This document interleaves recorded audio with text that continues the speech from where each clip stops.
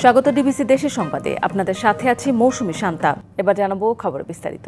ময়মনসিংহ নগরীর নতুন বাজার এলাকায় অভিযান চালিয়ে মিয়ানমারের সশস্ত্র গোষ্ঠী আরসার 4 সদস্যকে আটক করেছে র্যাব। মধ্যরাতে বহুতল ভবন গার্ডেন সিটিতে অভিযান চালিয়ে তাদের আটক করা হয়। এর মধ্যে 2 জন পুরুষ ও 2 জন নারী। স্থানীয়রা জানায় রাত 1:45টার দিকে নগরীর ওই বাড়ি ঘিরে ফেলে র্যাবের সদস্যরা। পরে তারা দরজা ভেঙে ফ্ল্যাটে ঢুকে তাদের আটক করে। তাদের কাছ থেকে দেশি বিদেশি মুদ্রা জব্দ করা হয়েছে বলছেন স্থানীয়রা।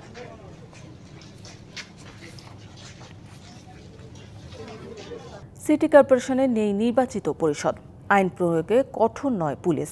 তাই রংপুরের রাজপথ জুড়ে দাপট অনিবন্ধিত রিকশা অটোরিকশার। একে তো সংকুচিত সড়ক, তার উপর দুদিকেই অবৈধ দখলদারদের দৌরাত্ম্য। এর সাথে যুক্ত হয়েছে অনিয়ন্ত্রিত যানজট। সব মিলিয়ে ঈদ কেনাকাটায় বাড়তি ভিড়ে ভোগান্তিতে নগরবাসী। খুলনায় চলমান নানা উন্নয়ন কাজে ধীরগতির জন্য নগরবাসীকে পোহাতে হচ্ছে ভোগান্তি, আর তাতে নতুন মাত্রা যোগ করেছে মশার উপদ্রব।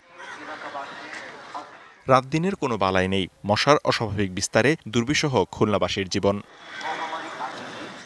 নগরবাসীর অভিযোগ, ডোবা, নালা, ড্রেন, খাল, পুকুর থেকে শুরু করে বাড়ির আশপাশের ঝোপঝাড়ে রয়েছে মশার লার্ভা, যা পরিষ্কার না করায় প্রতিনিয়ত বাড়ছে মশার বংশবিস্তার। 3.5 বছর 4 বছরের শিশু যখন আমাকে বলে, স্যার আমি ছবি আঁকতে পারছি না, আমাকে মশায় কামড়াচ্ছে, না পেরে কয়েল জ্বালিয়ে দিই, তারপরে তো আবার কাশি শুরু হয়। সকালে বিকালে দিনে সর্বক্ষণ মশার দ্বারা আক্রান্ত হচ্ছি। মশা নিধন করার জন্য যে ওষুধটা দেওয়ার প্রয়োজন, সে ওষুধটা দেওয়া হচ্ছে না। মশার যন্ত্রণা থেকে বাঁচতে মশারি মিছিল ও সমাবেশ করছে নাগরিক সমাজ। সিটি কর্পোরেশনের দায়িত্ব ওষুধ ছিটানো, ওষুধ যা ছিটানো হচ্ছে তা ভেজাল ওষুধ, এবং যারা ওষুধ ছিটানোর দায়িত্বে আছেন সেই মানুষগুলো আসলে সঠিকভাবে দায়িত্ব পালন করেন কিনা, মনিটরিংয়ের সঠিক ব্যবস্থা আছে বলে আমাদের কাছে মনে হয় না। তবে মশা নিধন কার্যক্রম আরও জোরদার করার কথা বলছেন খুলনা সিটি কর্পোরেশনের প্রশাসক। জনগণের কাঙ্ক্ষিত মাত্রায় যে সফলতা পাচ্ছি তা নয়, বাট আমরা আগের চেয়ে ভালো পাচ্ছি।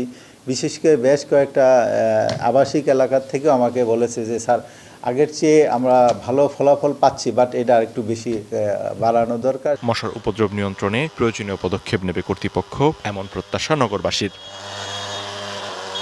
DBC news desk. ঈদের আগে ব্যস্ততা বেড়েছে ঝালকাঠির সেমাই কারখানাগুলোতে। দিন রাত চলছে কাজ, তৈরি হচ্ছে লাচ্ছা ও সাধারণ সেমাই। মান ভালো হওয়ায় যা যাচ্ছে সারা দেশে। ভেজাল রোধে ও মান ঠিক রাখতে তৎপর প্রশাসন, চলছে নিয়মিত তদারকি। সেমাই ছাড়া যেন ঈদের সকাল পূর্ণতা পায় না, তাই ঈদ উল ফিতরকে সামনে রেখে এখন ব্যস্ত ঝালকাঠির সেমাই কারখানাগুলো। জেলায় 5টি কারখানায় বাজারের চাহিদা পূরণে দিনরাত চলছে সেমাই তৈরি। পাইকাররা এখান থেকে কিনে পাঠাচ্ছেন সারা দেশে। পরিষ্কার পরিচ্ছন্নভাবে এইটা তৈরি করে, এবং যে এটা সুস্বাদু, এবং যে এটা ভাজাটাও ভালো, প্রচুর চাহিদা। আমরা ঈদকে সামনে রেখে 2 মাস একটু ব্যস্ততার সাথে কাজ করতেছি। এবছর প্রতি কেজি লাচ্ছা সেমাই পাইকারি বিক্রি হচ্ছে 115 টাকা আর খুচরা 125 টাকায়। ঝুরা সেমাইয়ের পাইকারি মূল্য 95 টাকা ও খুচরা 110 টাকা। তবে ঈদের আগে 2 মাস ব্যস্ততা থাকলেও অন্য সময় বেকার থাকতে হয় 2 শতাধিক সেমাই শ্রমিককে। এ শিল্পকে বাঁচিয়ে রাখতে সরকারি প্রণোদনার দাবি কারখানা মালিকদের। আমাদের 11 মাস কোনো কাজ থাকে না, আমরা ওই রমজান 1 মাসে আমাদের খুব প্রেশানি থাকে কাজের উপরে। সারা বছর বন্ধ থাকে, রোজায় দিন পর কেনা বেচা, হ্যাঁ বর্তমানে হ্যাঁ কেনা বেচা হয় না। আমাদের যদি বেসিক সহযোগিতা করতো তাহলে আমরা আরো ভালো থাকতাম, আরো ভালোভাবে আমরা মাল উৎপাদন করতে পারতাম। উদ্যোক্তাদের স্বল্প সুদে ঋণ দেওয়ার আশ্বাস বিসিক কর্তৃপক্ষের।